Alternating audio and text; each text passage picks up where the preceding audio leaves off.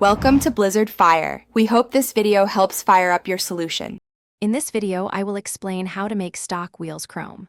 First, you'll need to decide if you're doing electroplating or using a chrome effect paint.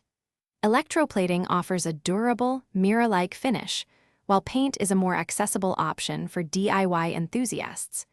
We'll cover the essential steps for both, ensuring you achieve a stunning, long-lasting chrome look for your vehicle's wheels.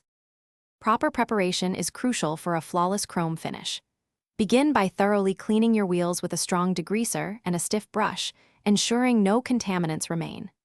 Next, sand the entire surface, starting with a coarser grit like 220 and moving to a finer 400 grit sandpaper for a smooth base. Finally, address any dents or scratches with body filler, then sand again until perfectly smooth.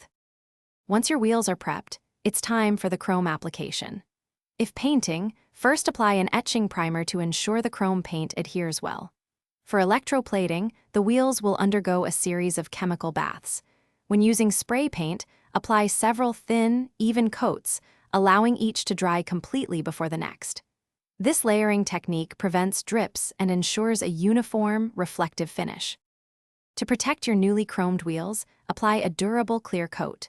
This layer acts as a shield against road debris, UV rays, and harsh weather, preserving the shine for years. For ongoing maintenance, simply wash your wheels with mild automotive soap and water, avoiding abrasive cleaners. Regular cleaning will keep them looking spectacular. Also, be sure to check the description below for a link to a fantastic book about money, along with other great deals. Thanks for watching. If you found this helpful, don't forget to like and subscribe.